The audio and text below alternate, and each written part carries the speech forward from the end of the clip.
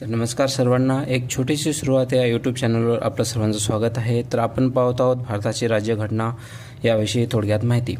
तर आजच्या या व्हिडिओमध्ये आपण कलम 32 ते कलम 44 याबद्दल माहिती घेणार आहोत। यापूर्वी आपण कलम 1 ते कलम 32 पर्यंत माहिती घेतलेली आहे। कलम 32 जसं घटनात्मक उपाययोजनांचा अधिकार, ज्याला की राज्यघटनेचा आत्माही असं डॉक्टर बाबासाहेब आंबेडकरांनी संबोधित केलं होतं, याबद्दल आपण माहिती पाहिलेली आहे। चला आपण याच्या पुढील कलम पाहूयात। तर कलम 40 आहे ते ग्रामपंचायतीचे संघटन। जसं की आपल्याला माहिती आहे की लोकशाहीमध्ये सर्वात खालच्या पातळीवरील जर सरकारशी कोणी कनेक्टेड असेल तर ती एक ग्रामपंचायत असते।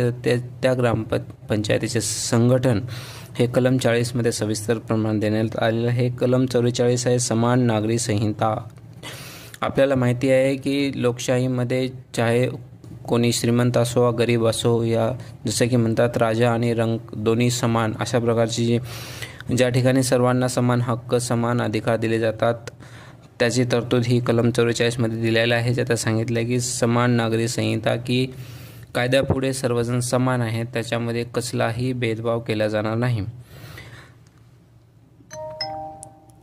तर यानंतर जी येणार आहे ती आहेत आपली कलम 51A मूलभूत कर्तव्य, जे की 42वी घटना दुरुस्तीद्वारे 1976 मध्ये आपल्या भारतीय राज्यघटनेमध्ये टाकलेले आहेत। सुरुवातीला ही 10 कर्तव्य होती, पण 2002 मध्ये 86वी घटना दुरुस्ती झाली आणि त्यामध्ये 11 कर्तव्य म्हणजेच एक कर्तव्य ॲड झाले आणि टोटल 11 कर्तव्य आहेत।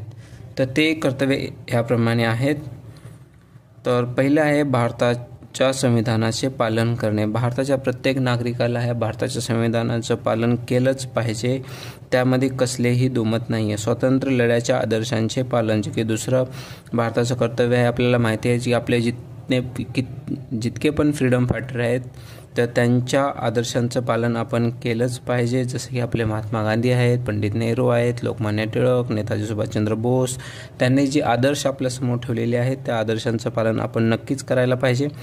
सार्वभौमत्व, एकता आणि अखंडतेचे रक्षण, जसं की आपल्याला माहिती आहे की आपल्या राज्यघटनेच्या सरनाम्यात दिलेलं आहे की आपण एक सार्वभौम समाजवादी धर्मनिरपेक्ष राज्य आहोत, तर त्याची एकता आणि अखंडतेचे रक्षण करणे प्रत्येक नागरिकाचं कर्तव्य आहे। देशाचे रक्षण व राष्ट्रीय सेवा, सौहार्द व बंधुभाव, संमिश्र संस्कृतीचे जतन, नैसर्गिक पर्यावरणाचे रक्षण, वैज्ञानिक दृष्टिकोन, वैयक्तिक व सामूहिक प्रगती, सार्वजनिक मालमत्तेचे रक्षण, शिक्षणाची संधी उपलब्ध करून देणे। तर याप्रमाणे भारताच्या प्रत्येक नागरिकाची कर्तव्य ही आपल्या संविधानामध्ये दिलेली आहे, त्यांचे पालन